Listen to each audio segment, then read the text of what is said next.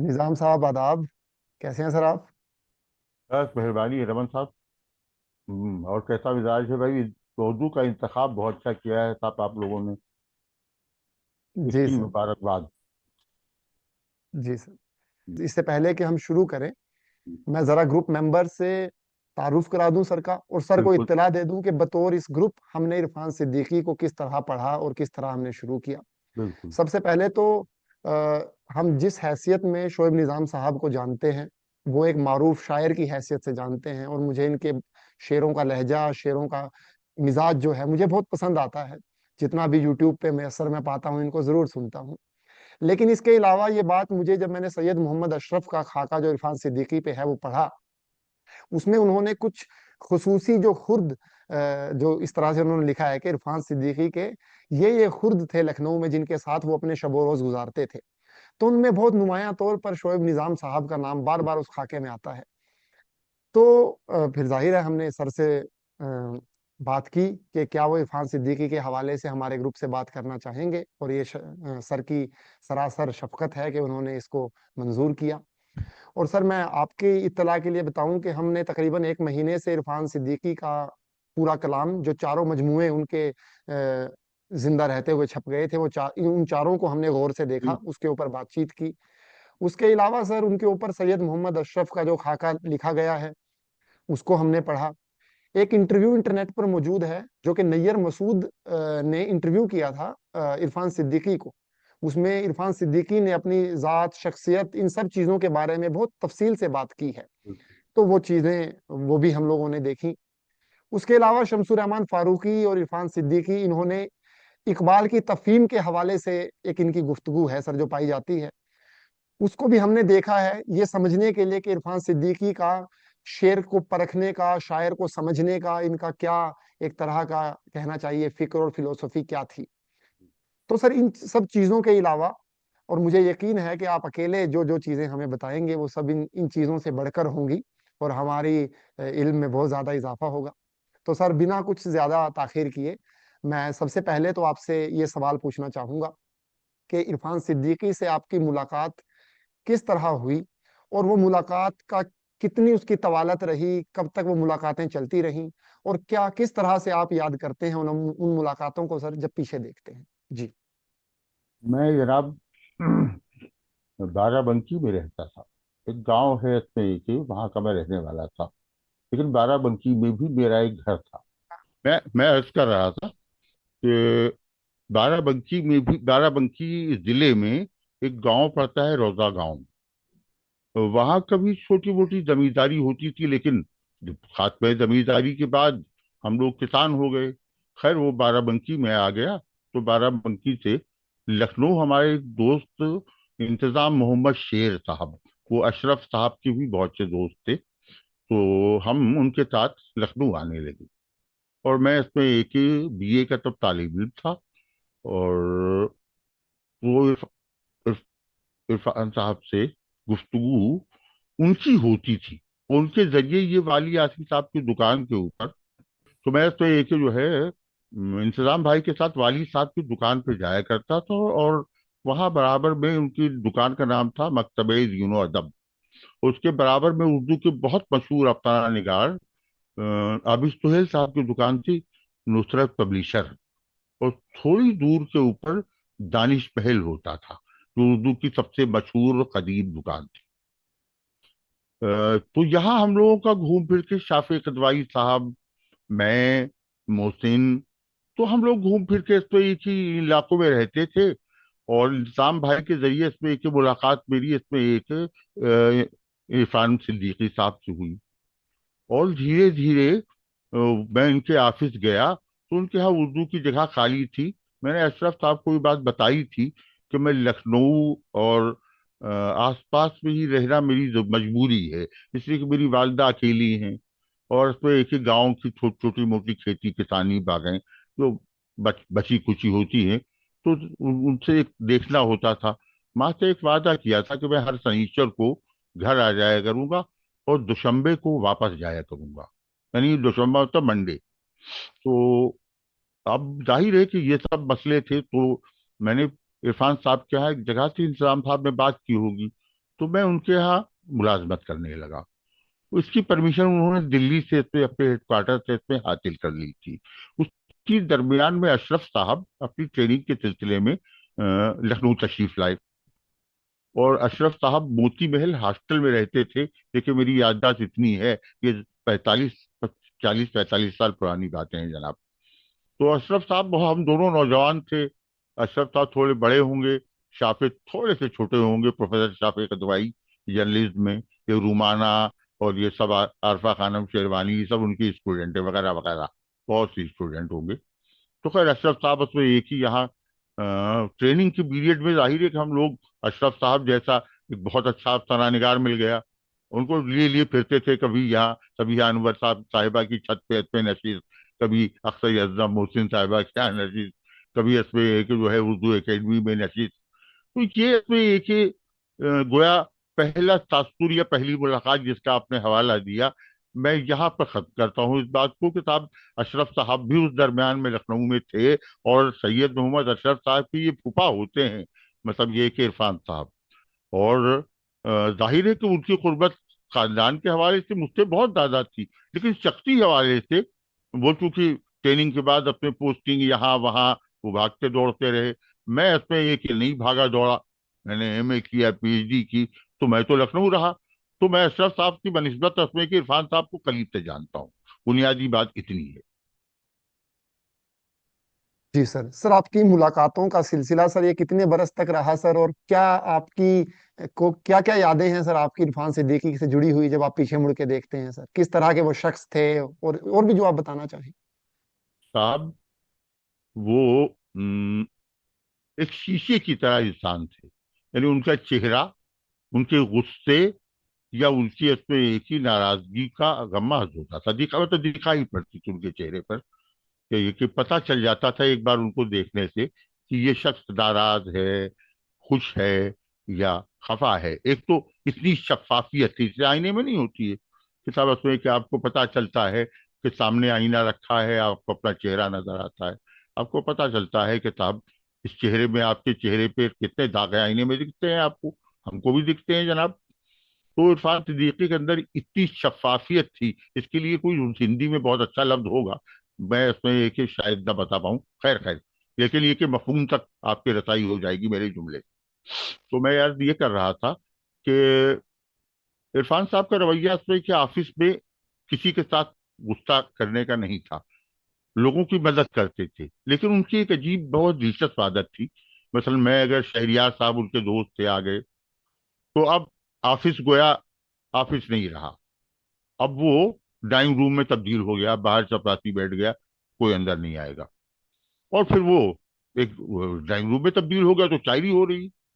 मैं भी इसमें एक, जाहिर है कि सबसे जूनियर होता था लखनऊ में, लेकिन इरफान साहब की शफकतों की वजह से मुझे भी महफिलों में बैठने का सलीका सीखने लगा गोया। तो इरफान साहब की आदत थी कि जैसे मैंने ने पूछा इल्यूजन के मानी क्या होते हैं, फिर उन्होंने कहा इल्तबास। उसके बाद उसमें एक जो है, 4 दिन बाद मैं भूल गया। फिर मुझे लगा, फिर मैं गया कि इल्यूजन के मानी क्या होते हैं, तो उन्होंने कहा चपरासी 2 चाय ले आई। उसके बाद फाइल उठा के फेंक दी। चपरासी से कहा कि इनकी मेज पे ये फाइल पहुंचा देना। हमसे कह रहे कि जनाब एक लफ्ज एक ही बार बताएंगे, आप अपने जहल में रखिए या अपनी डायरी में रखिए, एक लफ्ज दोबारा मुझसे नहीं, एक लफ्ज एक बार, अंग्रेजी का हो, संस्कृत का हो, फारसी का हो, एक बार बताएंगे। दूसरी बार उसको एक ही उस लफ्ज के लिए बताइएगा। आप भी याद कीजिए अपनी टेबल में बैठ के, अपनी सीट पे, कि कौन सा लफ्ज पूछ चुके हैं, कौन सा बाकी है। अब जाहिर है कि इरफान साहब ने कभी नहीं डांटा, लेकिन वो जब खफा होते थे तो उतने जवाब देते थे चपरासियों को, क्लर्कों को, जितना वो पूछते थे। जैसे आईएएस का तरीका होता है, उस तरह का तरीका उनका था कि जितने सवाल आपने किए, मसलन मैं इसमें एक ही ये काम करूं जी कर लीजिए, मैं ये काम ना करूं ठीक है आप मत कीजिए, मुझे नीचे जाना है कितनी देर में आएंगे, 10 मिनट में, बेहतर है जाइए। तो सामने वाला इस पे कि आपसे लिबर्टी नहीं ले पाता है, एक तरीका होता है कि आप भी ऑफिसर है, आप जानते हैं ये बातें सब।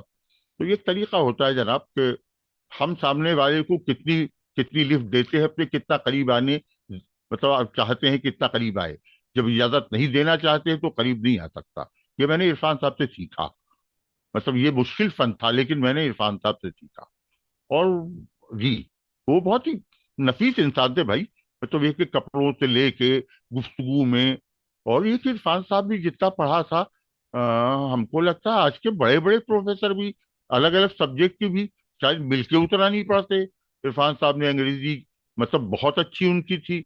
बहुत सी चीजें, नज़्में, नॉवेल, और कालिदास पूर्ण संस्कृत में पढ़ा था, उसका तर्जुमा 2 किताबों को किया, नृसिंहारम और मालविका अग्निमित्रम।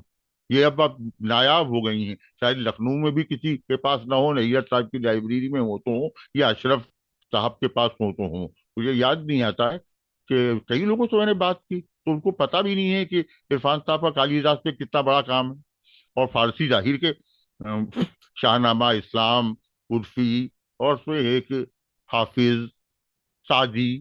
तो जाहिर है कि इरफान साहब कई जबानों के आलिम थे, गोया हिंदी वो बहुत अच्छी जानते थे, संस्कृत जानते थे। तो जाहिर है कि ऐसा आदमी जब कभी अब शेर कहता है या कुछ सोचता है, तो हमारे लाशूर में बहुत सी चीजें जमा होती रहती हैं।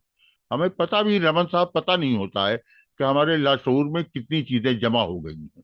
और वो जब तस्वीर की निकलती हो तो हमें खुद भी अंदाजा नहीं होता कि साहब ये किसने कहा होगा और किसने नहीं कहा होगा। अरस्तू ने कहा है, इलियट ने कहा है कि डीएच लॉरेंस ने कहा है, कहाँ पता होता है हमको। आपको भी शायद इतना अंदाजा ना हो कि कौन सा जुमला किसने कहा है, कौन सा जुमला किसने नहीं कहा है। तो ये मेरी मजबूरी होती थी। मैं तो बहुत चीजें नहीं जानता हूँ, आज भी नहीं जानता हूँ, बड़ा जाहिल आदमी हूँ भाई।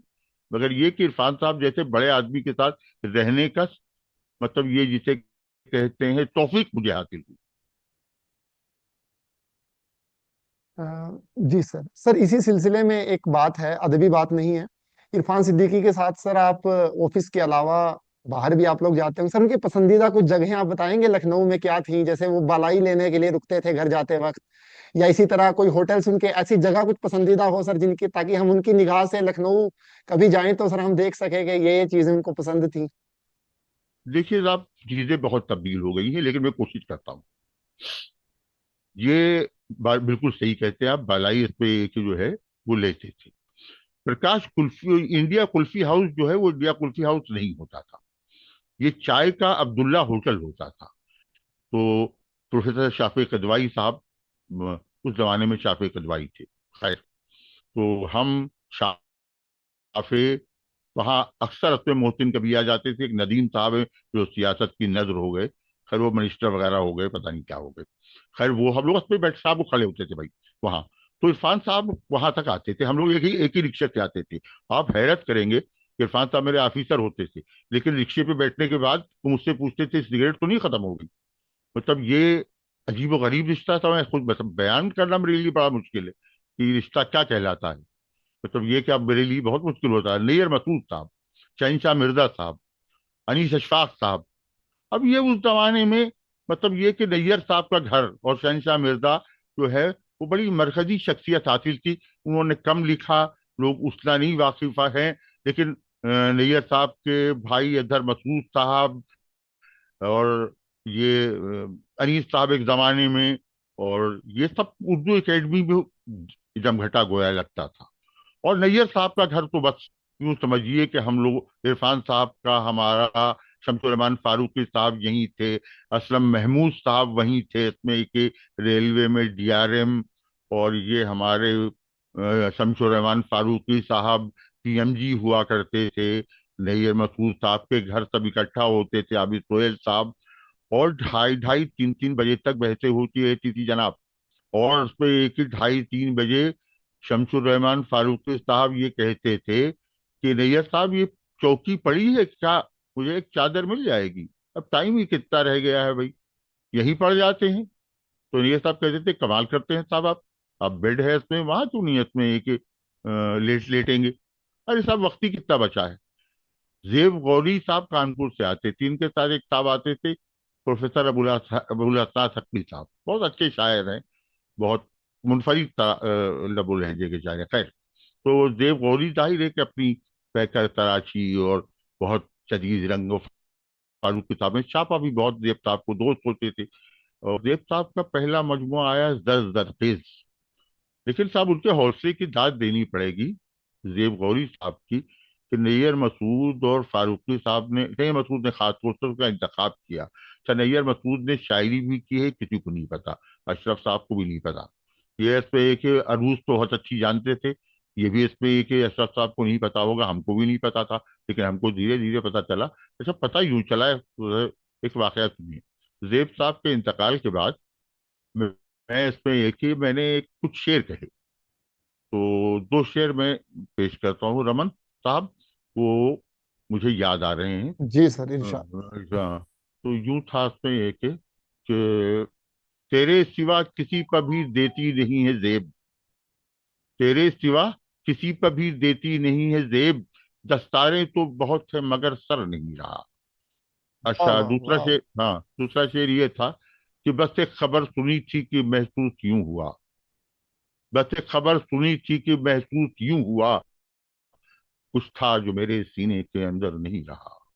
तो उसमें वाह जो वाह पहले, वाह। उससे पहले जो मैंने शेर अर्ज किया उसमें नून गिर रहा है उसूली तौर पर, या रूज वाले जानते हैं, मुझे तो साला न गिरना पढ़ना कुछ पता नहीं होता ज्यादा, लेकिन शाफे साहब को भी अरूज आती है, तो वो जानते हैं इसमें कि क्या गिरता है, क्या बिगाड़ता है। खैर, यहाँ असलम महमूद साहब हैं, बहुत मशहूर शायर, बहुत लायक शायर। मैं उनसे पूछ लेता हूँ, भैया क्या गिरा है, क्या बना है, उठा देना यार, क्या गिरता बता, मुझे नहीं पता है रूज के बारे में। तो नैयर साहब ने मुझसे पूछा कि अनीस को पढ़ा है तुमने? तो मैंने कहा कि हाँ भैया, अनीस को सभी पढ़ते हैं नैयर भाई, मैंने भी पढ़ा ही होगा। कहने लगे एक मिसरा याद है? तो मैंने कहा नहीं, ऐसे इतना नहीं पढ़ा है, आप जैसा हाफिजा कहाँ से आएगा। तो कहने लगे मिसरा ये था कि शमशीरें सुबह से चली निस्फुन निहार तक, शमशीरें, अब यहाँ शमशीरें, शमशीरें, वहां दस्तारें, याद रखिए, शमशीरें सुबह से चली निस्फुन निहार तक। उसके बाद वही थे, अब देखा, ये मिसरा आपको नहीं याद है? हमने कहा नहीं रे भाई, याद तो आ गया। ये थी तरबियत का तरीका। नैयर साहब ने मुझसे बिल्कुल नहीं कहा कि आपके यहाँ एक कमी है, जो अनीस के यहाँ से तनत दे रहा हूँ आपको, अनीस, मीर अनीस के यहाँ से तनत दे रहा हूँ जनाब आपको। नैयर साहब ने मुझसे कुछ नहीं कहा, मुझसे कहा आपको मिसरा नहीं याद है? तो मैंने कहा नहीं अरे भाई, याद क्यों नहीं है, लेकिन इस मिसरे पे मेरी नजर इस तरह नहीं गई थी कि इस तरह याद हो जाए। मैंने कहा भाई, ये भी मिसरा मुझे पता नहीं क्यों याद आया। अब इतने बड़े लोग थे कि नैयर साहब ने मुझसे ये नहीं कहा कि जनाब ये सनद है आपके लिए। ये रहमान साहब। सर इसके अलावा दूसरी बात जो है सर, जो उनका शेरी मिजाज किस तरह का था इरफान सिद्दीकी का सर, वो एक, ये तो हम जानते हैं कि जूद गो तो नहीं थे, वो एक एक शेर पे वो वक्त लगाते थे, वो ऐसा नहीं था शायद कि भाई वो जल्दी कहने के कायल हों या ज्यादा कहने के कायल हों। तो सर वो सिर्फ एक अपना फन जाहिर करने के लिए शेर कहा करते थे, या सर उनका अपनी शायरी से कुछ मकसद भी था हासिल करना और अपने और समाज को कुछ देना? देखिए, इसमें एक ही, जितना हम आप अंदाजा करते हैं, उससे ये बहुत बड़े लोग थे, नैयर मसूद साहब हों या इरफान सिद्दीकी साहब। मैं कुछ वाकयात आपको सुनाता हूँ तो आपको अंदाजा हो जाएगा। इरफान सिद्दीकी साहब इसलिए बड़े शायर थे कि सिर्फ इश्कनामा अगर लिखते और कोई मजमूआ उनके पास नहीं होता, तब भी वो अपने एक ही अदब में जिंदा रहते। वो अदब में इसमें एक, सिर्फ एक कारनामा उनका होता, इसलिए कि देखिए होता क्या है, इश्क जो है वो ऐसा पेचीदा तजुर्बा है कि क्लासिक को पढ़ के आपको नहीं आएगा। क्लासिक तो हम सब ने पढ़ी होगी, इरफान साहब ने पढ़ी है, नैयर साहब ने पढ़ी है, अनीस अशफाक साहब ने पढ़ी है, प्रोफेसर अनीस अशफाक साहब ने पढ़ी है, शाफी कदवाई साहब ने पढ़ी होगी, पता नहीं कितने लोगों ने, हमारे तारीख शतारी प्रोफेसर अफजाल हुसैन, जमाल हुसैन, पता नहीं कितने लोगों ने क्लासिक बहुत पढ़ी है। अशरफ साहब ने सबसे ज्यादा पढ़ी है क्लासिक, में एक है, वो वाकिफ है अफसानों से, तो वो बहुत वाकिफ है। लेकिन नैयर साहब का मिजाज ये था कि अपना अफसाना हमेशा मुझे ये कहते देते थे कि देखना शोएब बना कि नहीं बना। नैयर साहब, नैयर मसूद साहब, प्रोफेसर नैयर मसूद, जिनको सरस्वती सम्मान मिला, जिनको ज्ञानपीठ अवार्ड मिला, जिनकी तकरीबन हर जबान में इस पे एक जो है वो तर्जुमा हो चुके हैं उनके मजमूए, लेकिन वो मुझसे ये कहते थे पता नहीं बना या नहीं नहीं बना। उनका पहला मजमुआ सिंगिया जो है, उसकी रस्म इजरा मैंने की, हमने सैयद मोहम्मद अशरफ साहब ने मिल के जो है वो अतरे काफूर की रस्म इजरा की लखनऊ में और उर्दू एकेडमी में।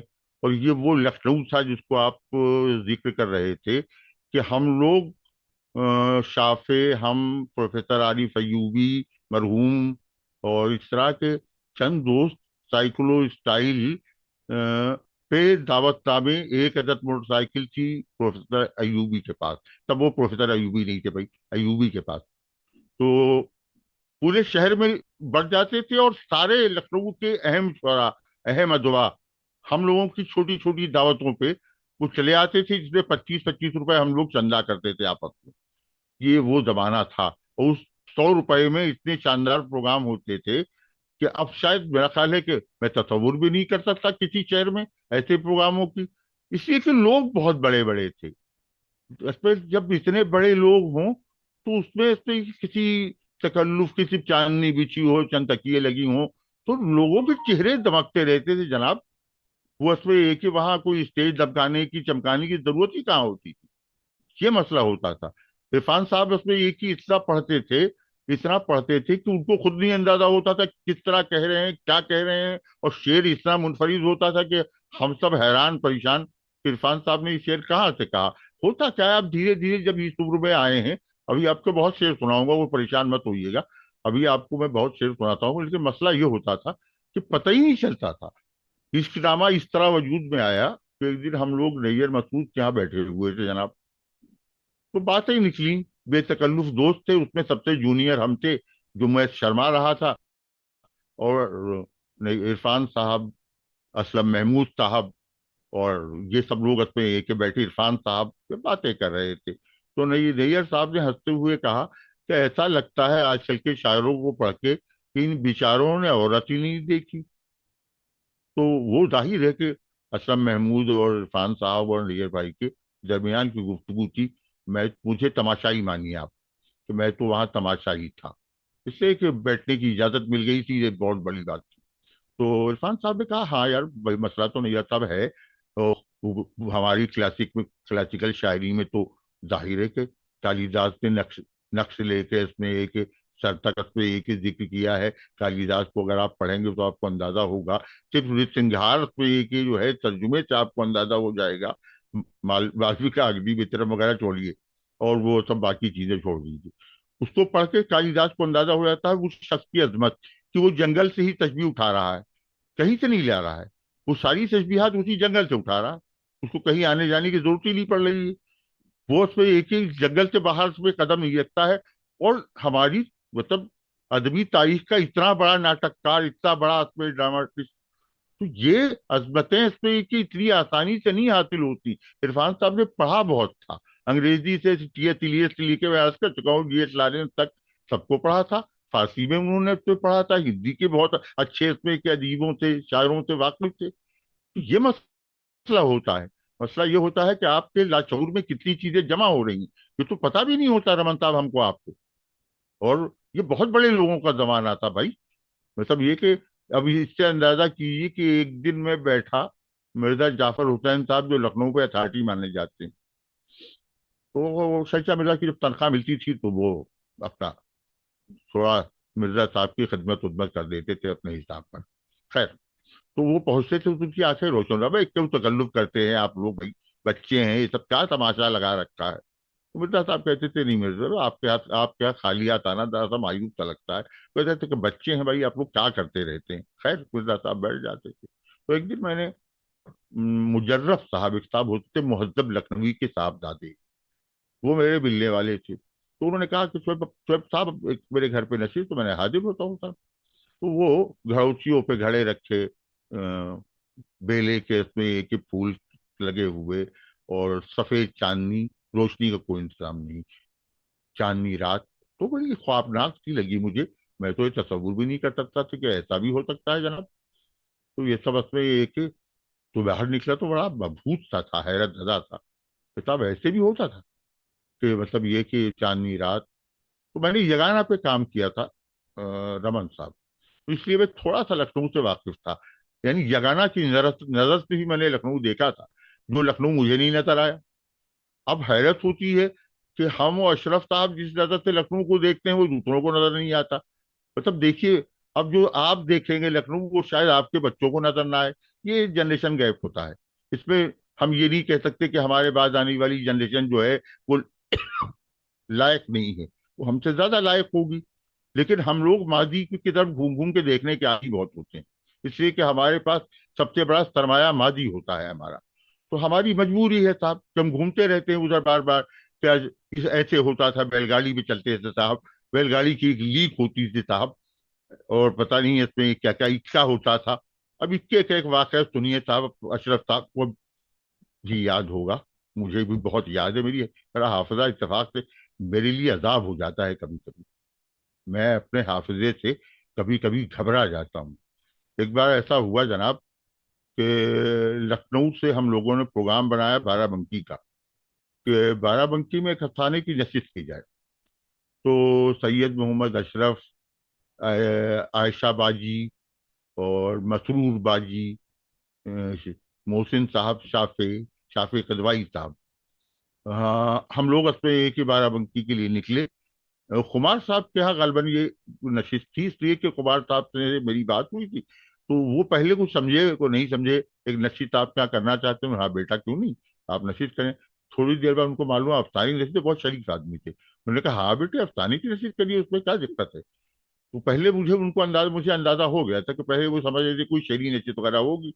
लेकिन वो इतने शरीफ आदमी के अफसाने के नाम पर भी उन्होंने अपने चेहरे पर कोई मतलब हैरत नहीं आने दी। उन्होंने कहा हाँ बेटे अफसाने की हो जाएगी। मसरूर बाजी ने इस पे जिद कर ली बस ट्रेन से उतर के कि भैया इक्का दिख गया है, टांगा, हम तो इसी चलेंगे।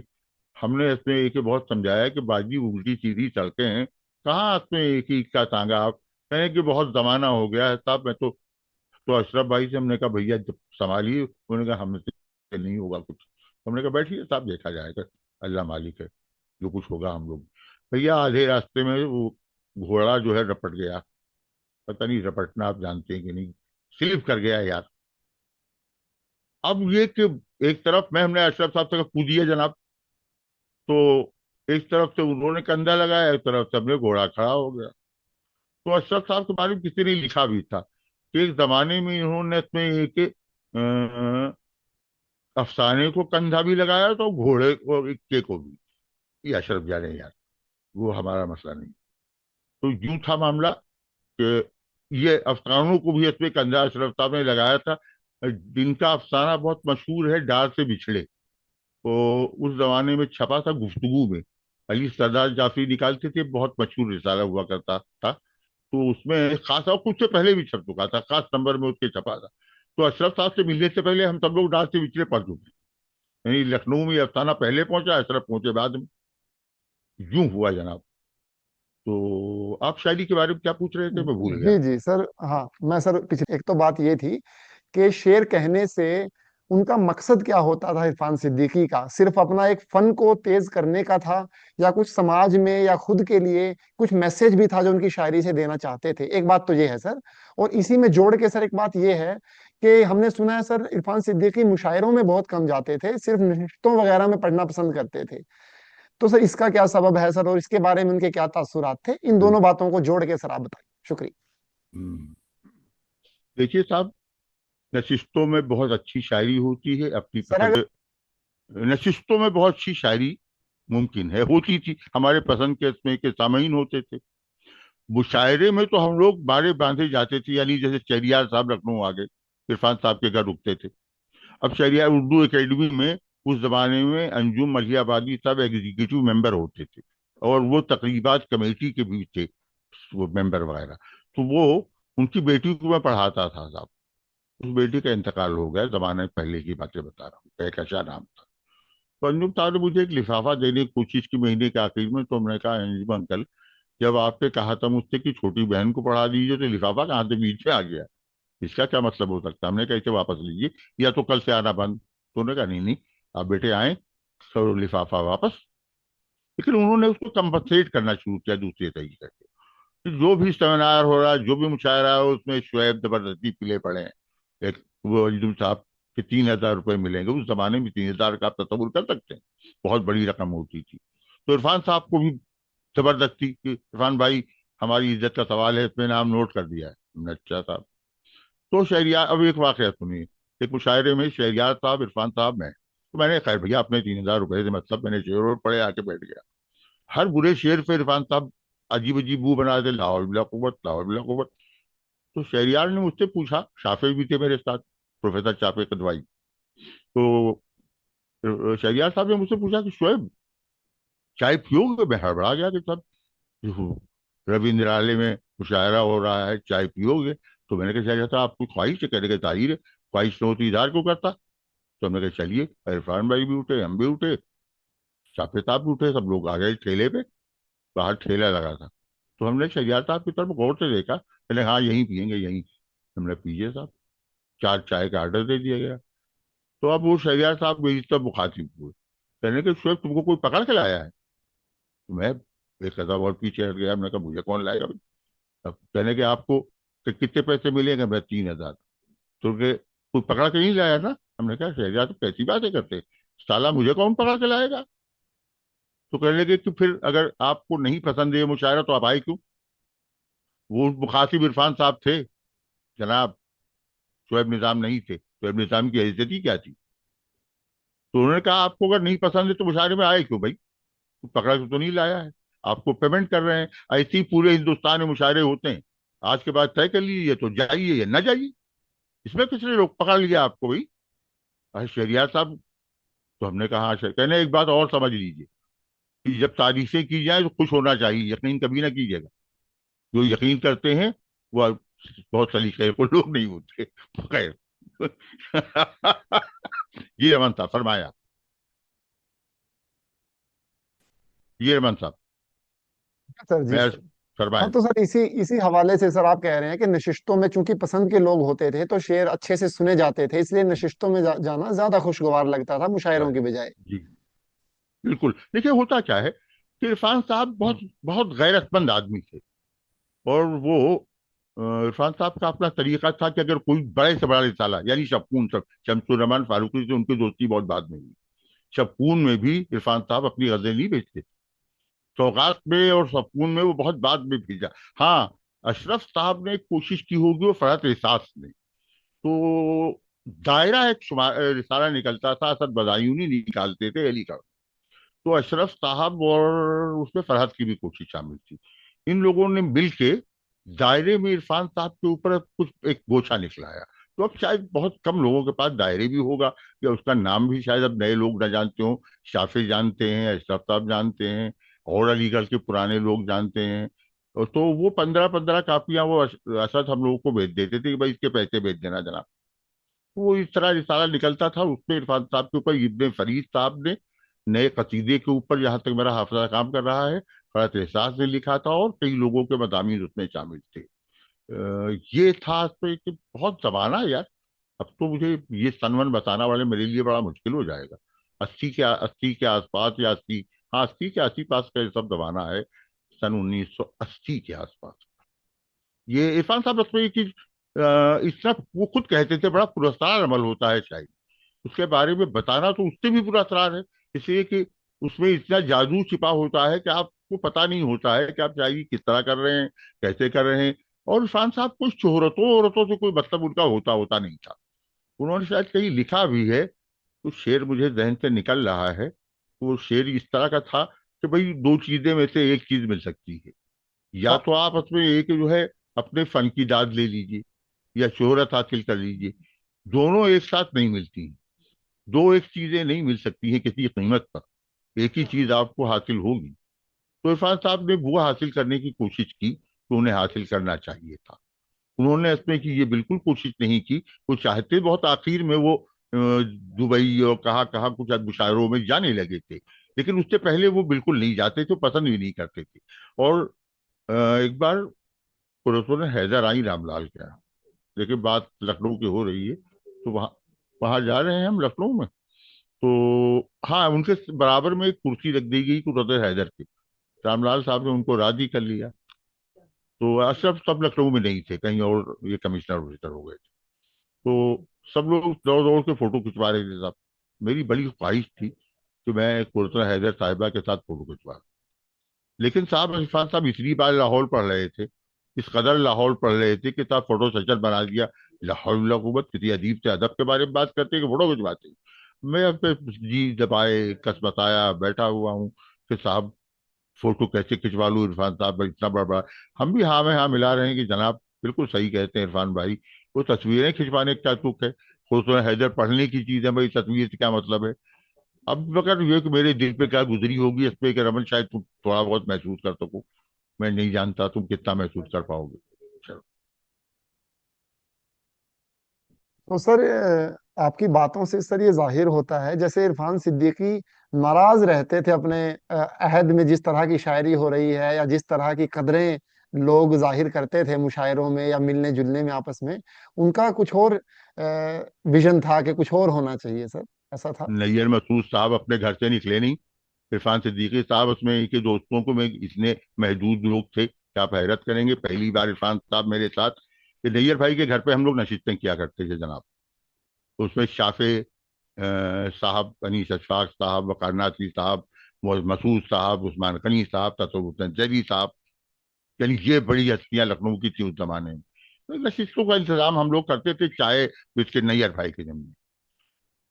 एक बार मैंने उनसे कहा कि भाई, शहनशाह मिर्जा ने कहा कि, और अनीस अशफाक साहब ने, प्रोफेसर अनीस अशफाक साहब ने, कि वो अम, इरफान साहब नैयर भाई से क्या चलते हैं? तो कहने लगे कि अच्छा, मुझे तो उन्होंने नहीं कहा होगा। कह रहे मैं नैयर भाई था, अब एक फोन कर दीजिए इरफान भाई को। उन्होंने कभी यकीनन नहीं था, बहुत शरीफ तरीन आदमी। फिर उन्होंने फोन किया इरफान भाई को। तो इरफान भाई मुझसे कहने लगे तू नैयर साहब के यहाँ चले गए आप? तुम बताइए। यकीनन मैं तो जाते ही रहता हूँ भाई, मैं तो उनका शागिर्द हूँ, उन्हीं के अंडर में पीएचडी कर रहा हूँ, मैं तो जाते ही रहता हूँ। तो उन्होंने कहा मैं भी चलूंगा। अच्छा, मुझे ये गुमान भी नहीं था कि एक दूसरे को पहचानते नहीं। पूरी नशीब खत्म हो गई जनाब। उसके बाद उसमें ये कि जो है वो चले आए हम लोग। तो नैयर साहब कहने लगे ये नए शख्स कौन साहब थे आपके साथ? मैं हैरान हो गया। हमने कहा कमाल करते नहीं भाई, इरफान सिद्दीकी साहब थे। लेकिन जी आपने बताया नहीं। तो हमने कहा मुझे ये गुमान भी नहीं था कि नैयर मसूद साहब और आप एक दूसरे को नहीं जानते। तो कहने लगे सुबह कल मैं उनके यहाँ चलना चाहता हूँ। तो हमने कहा साहब बेहतर है। तो दूसरे दिन इरफान साहब के यहाँ नैयर साहब आए। और जब आए तो ये बात हुई कि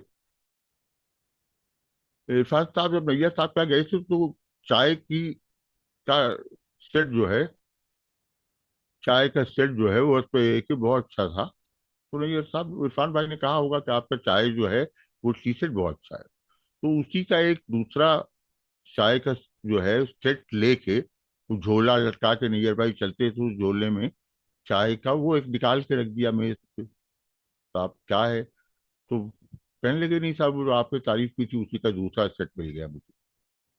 तो दूसरा सेट मिल गया मुझे। तो ये थे इसमें के ताल्लुकात। रहा इजहार का कोई मसला ही नहीं होता था।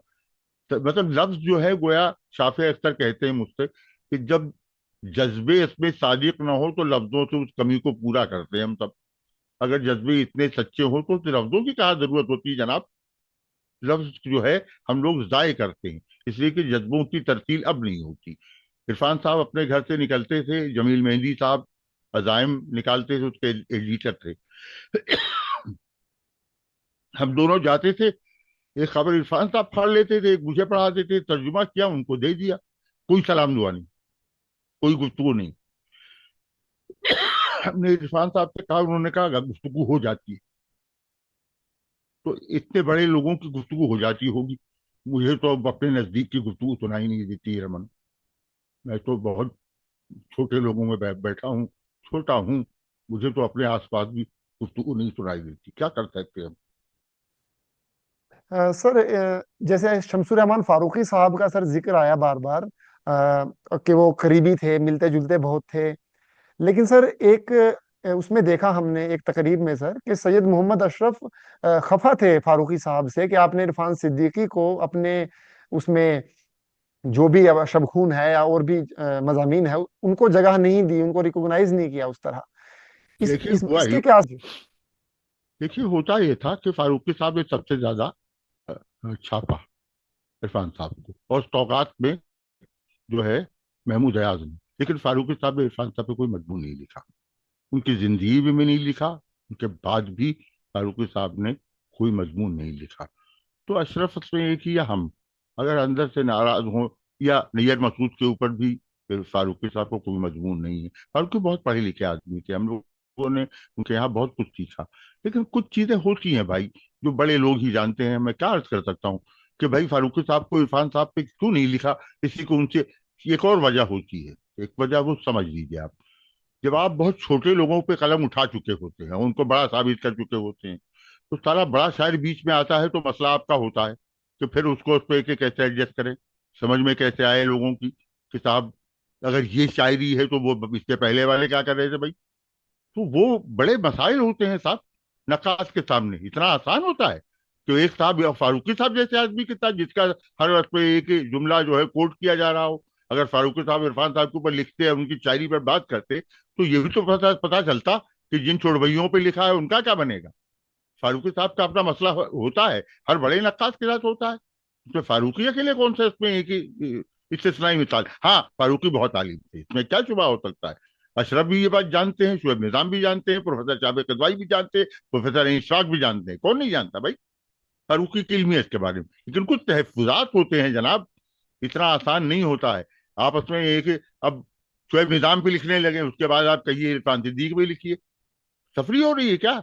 जब आप शुएब निजाम पे लिखेंगे तो इरफान सिद्दीकी पे क्या लिखेंगे भाई? आप मेरी बात समझ रहे हैं ना रमन साहब?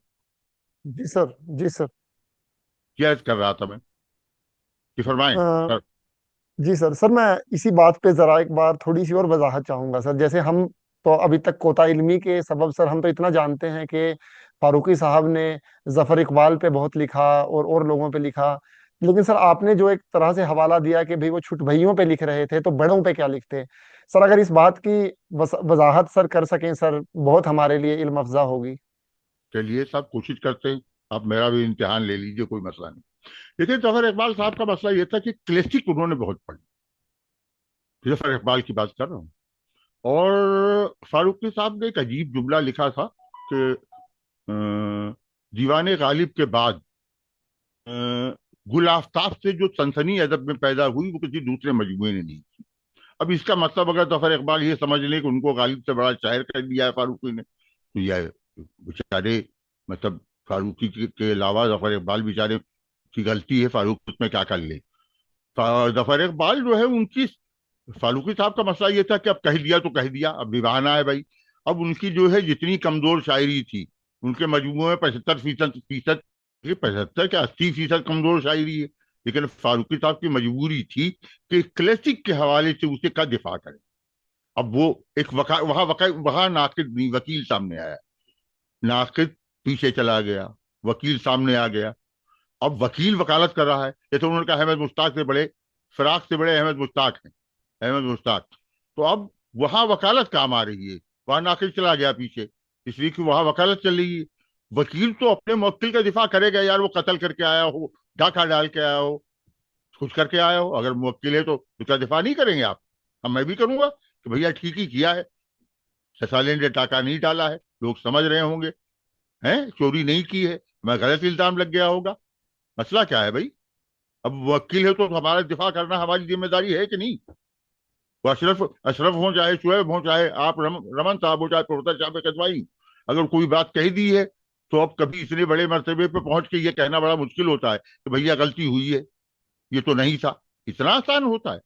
फारूकी बहुत बड़े आदमी थे, अगर उन्होंने गलती की तो उसको क्लासिक से निभाया कि साहब क्लासिक में भी फक्कड़पन है, फूअड़पन है, और उसमें एक क्या है वो इब्तिजाल है, और उसमें एक अच्छी शायरी बीच बीच में है। जफर इकबाल क्या बहुत अच्छे शेर है, इसमें कुछ शुबा नहीं कि जफर इकबाल ने एक नस्ल को मुतासिर भी या गुमराह भी किया। तो ये कौन मुतासिर हुआ कौन गुमराह हुआ, इसकी खतौनी हम लोग थोड़ी बनाएंगे, ये वक्त तय करेगा कौन गुमराह हुआ कौन बच गया साला। जी रमन साहब फरमाएं। जी सर। सर अभी जैसे इरफान सिद्दीकी के इंतकाल को 20 बरस से ज्यादा हो चुके हैं सर। अभी एक तरह से हमारी जनरेशन के लिहाज से अगर हम देखें तो हम उनसे बाद वाली जनरेशन है जो एक इंडिपेंडेंट तरीके से उनकी शायरी का जायजा ले रहे हैं, पढ़ रहे हैं, नए तौर से उनको जाने बगैर उनकी शख्सियत को, उनकी शायरी को समझ रहे हैं। तो सर जी, आप इरफान सिद्दीकी की शायरी का मुस्तकबिल किस तरह देखते हैं? आपको क्या लगता है कि उनकी कौन सी शायरी की मजबूत चीजें हैं जिनकी बिना पर उनको आने वाली नस्लें याद करेंगी, और कौन सी चीजें सर आपके नजदीक ऐसी हैं जो उनकी शायरी में कमजोरी पैदा कर सकती हैं आइंदा में? जाहिर है सर ये बहुत एक्सपर्ट लेवल की बातें हैं, हमें उम्मीद है सर आपने जरूर गौर किया होगा इन। ये ऐसा है कि मेरी मजबूरी समझिए या मेरी कम नजरी समझिए या मेरे ज़ौक की कमजोरी समझिए, जो अच्छा है। हमें तो इरफान साहब का हर शेर अच्छा लगता है, और मुझे लगता है उसमें जिंदा रहने की सलाहियत है। वो शायरी मरने वाली शायरी नहीं है। कि मगर ये कि इसमें आपस में एक नाकद पता नहीं है भी कि नहीं बीच में, मेरे इसमें कि इसमें अकीदत में शामिल है। मैं तो इतना सुना है उनको, इतना पढ़ा है उनको, कि हम अशरफ शायद दावा कर सकते हैं कि हम दोनों में से ज्यादा शेर किसको याद है। मेरा ख्याल है कि अशरफ को ज्यादा याद होंगे, लेकिन मैं भी दावेदारों में हूँ। इतनी आसानी से अशरफ से हाथ से हार मानने वालों में से शोएब निजाम भी नहीं है जनाब। शाफे साहब ने बहुत से मज़ामीन लिखे, प्रोफेसर जसवाल भी। अफजल साहब मुझसे एक बार शर्त लगा रहे थे, अफजल मियाँ, शाफे साहब के छोटे भाई। तो जब भाई देखते हैं किसको सादा शेर याद होते हैं, तो हमने खुदा करे तुम जीतो, मुझे बहुत अच्छा लगेगा कि अफजल मियाँ में एक ये मुझसे ज्यादा शेर याद हो और तू अशरफ अफजल मियाँ जीते। तो हमने कहा भाई तुम जीतोगे मुझे अच्छा बहुत लगेगा, लेकिन अफजल मियाँ बहुत आसानी से मैं हारने वालों में से हूं नहीं। ये थे इरफान सिद्दीकी तो बेटे। सर अभी मैं अपने जो दूसरे दोस्त हैं सर उनको गुफ्तगू में आपकी इजाजत हो तो सर लाना चाहूंगा सर, वो भी जरूर कुछ जरूर पूछना चाहें। जरूर जरूर जरूर। जी साहिबान, कोई आप में से कोई कुछ पूछना चाहे तो। बिल्कुल। की गुफ्तगू खासी दिलचस्प थी।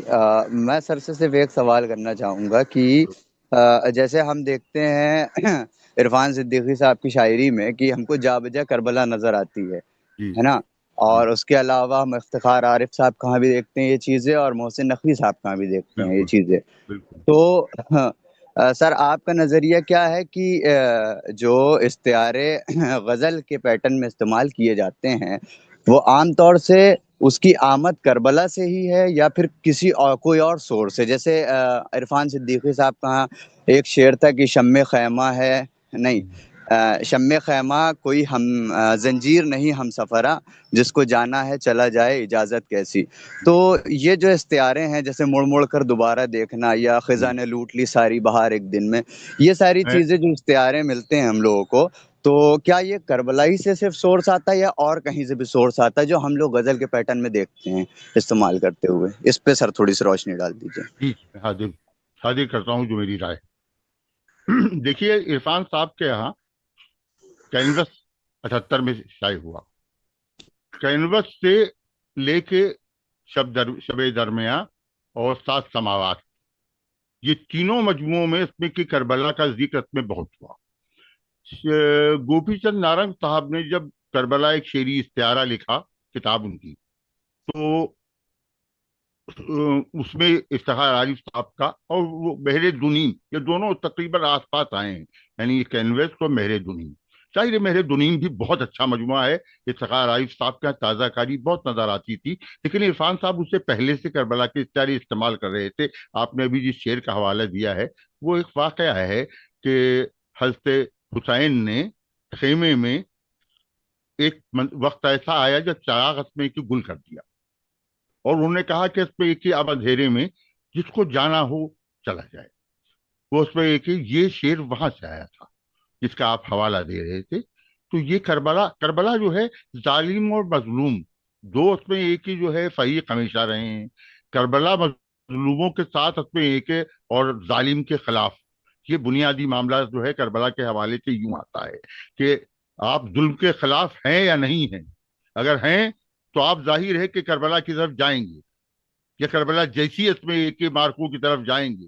वो इसमें एक ही, चाहे मार्के बद्र हो, चाहे मार्के इसमें एक ही जो है उसके बाद की जंगें हों। तो ऐसा नहीं है। हक और बातिल में जब भी इसमें एक ही कोई जंग होगी, आप हक की तरफ है या बातिल की तरफ, ये तय करना आपका काम है। इश्तिहारे इसमें एक ही शायर देता है, उसको बानी पहनाना आपकी जिम्मेदारी है। शायर आपको ये थोड़ी बताते घूमेगा कि जनाब ये इश्तिहारा यहाँ से आया है, इसमें क्या वहां पहुंचिए। या आप तो सफर कर सकते हैं, करिए, बैठ जाना है बैठ जाइए। इरफान सिद्दीकी का ना मसला था, ना इफ्तिखार आरिफ का, ना शायद इसमें किसी बड़े शायर का मसला होगा। फरमाएं। इसी लिहाज से सर एक सवाल मेरा भी है बिल्कुल। कि सर जो एक शायरी की सर जो क्लासिकी रिवायत है तगज्जुल की शायरी महज, आपने भी पीछे इशारा किया कि भाई अब शायरों में जैसे वो किसी औरत को जानते ही नहीं है, इस किस्म जी की शायरी हो गई है। जी तो सर ये शायरी में जो ये मोड़ आया है सर, जो इरफान सिद्दीकी के यहाँ भी नुमायां दिखता है, एक जी फिलोसॉफिकल शायरी रादर देन के एक माशूक की शायरी या जो कॉमन मसाइल हैं, तो जी। सर इसके बारे में सर आप कैसे देखते हैं सर इसको? देखिए, इसमें क्लासिक इसमें कि हमारे यहाँ इसमें एक ही, इसमें सारी चीजें मौजूद हैं। हम लोगों ने अपनी क्लासिक पढ़ना छोड़ दिया है। देखिए, एक शेर सुनिए इसमें, एक ही, मुझे बहुत शेर याद हो सकते हैं लेकिन मैं इस वक्त जाहिर नहीं करना चाहता। एक शेर मुस्तफी का सुनिए। आस्ती कोहनी तलक ने चढ़ाई सुबह दम, आ गई सारे बदन की बेहिजाबी हाथ में। ये हमारी क्लासिक है। यानी आपस में एक जो है, हाँ शेर सुनिए। फिक्रे माश, इश्क बुता, यादें रफ्तगां, इस जिंदगी में अब कोई क्या क्या किया करे। बुनियादी मसला ये है, ऐसा मीर का शेर सुनो यार, रमन। सरापा पर जिस जा नजर कीजिए, वहीं उम्र अपनी बसर कीजिए। कहने का मतलब देखिए मीर का ये है कि उसके सरापे में जिस जगह आप आंख पे नजर पड़ जाए, तो एक जिंदगी तो सिर्फ आंख देखने की काफी है। आप अपने दूसरा रुखसार देखना चाहते हो तो उसके लिए अलग एक जिंदगी चाहिए। परेशानी देखना चाहते हो उसके लिए एक अलग जिंदगी चाहिए, और मिली ये जिंदगी एक। क्या देखेंगे भाई आप? क्या देखना चाहते हैं आप? क्या देखने का तस्वुर आपके जहन में है? दूसरी चीज, मैं अर्ज कर रहा था, देखिए हाँ, फिक्रे माश, इश्क बुता, यादें रफ्तगां, इस जिंदगी में अब कोई क्या क्या किया करे। यानी एक जिंदगी तो या तो फिक्रे माश यानी रोजी कमा लीजिए, या इश्क बुता, या उसमें एक महबूबों से इश्क कर लीजिए, या पुराने लोगों को यादें रफ्तगा, पुराने लोगों को याद कर लीजिए। यार इस तीनों काम के लिए एक एक जिंदगी चाहिए, मिली है एक। तीन काम कैसे होंगे भाई? एक जिंदगी में तीन तीन काम कैसे करेंगे आप? जिंदगी आपके पास एक। ये मसला आपका है, हमारा है। हमारे क्लासिकल जो है शायरी को हमने ठीक से पढ़ा ही कहाँ है भाई? हम लोग जानते कितना है। फारूकी बिल्कुल सही कहते थे कि नया शेर, अब पढ़ते कितने हो भाई, जानते कितना हो। ये अशरफ साहब वगैरह तो खानदान इनका ऐसा है कि इनके दादा जो हैं वो हमारा बारहवीं साहब मशहूर ब्रॉडकास्टर थे। उनका कुलियात अशरफ साहब अभी मंगरआम पे लाएंगे। मेरा 3 मजमू आ चुके हैं, और अब बेपर की अपनी मौज में और मेरा फरमाया हुआ। अब जनाब उसमें कि इसको सही पढ़ने वाले लोग नहीं मिल रहे हैं। ये अशरफ साहब का मसला है। उनके इसमें क्या आंखों की तहलील दूर हो तो वो ये इस मराहिल से गुजरे, तो उनका मसला है। क्या कर सकते हैं हम आप? अब इसमें के पढ़ने वाले कहाँ से लाएंगे? क्या पकड़ पकड़ के मीर को, वो सफी को, सबको उसमें को पढ़वाएंगे, दर्द को पढ़िए, सौदा को पढ़िए? ये काम तो हम लोग नहीं कर सकते भाई। हम लोग गुजारिश कर सकते कि भैया क्लासिक अपनी पढ़ लो, उसमें सब कुछ है। रमन साहब पढ़िए भाई, पढ़ने से ही हासिल होगा। ये हम गुजारिश कर सकते हैं। कोई बात ऐसा तो है नहीं पकड़ के बिठा देने के रमन साहब आप पढ़िए। क्यों पढ़ेंगे भैया?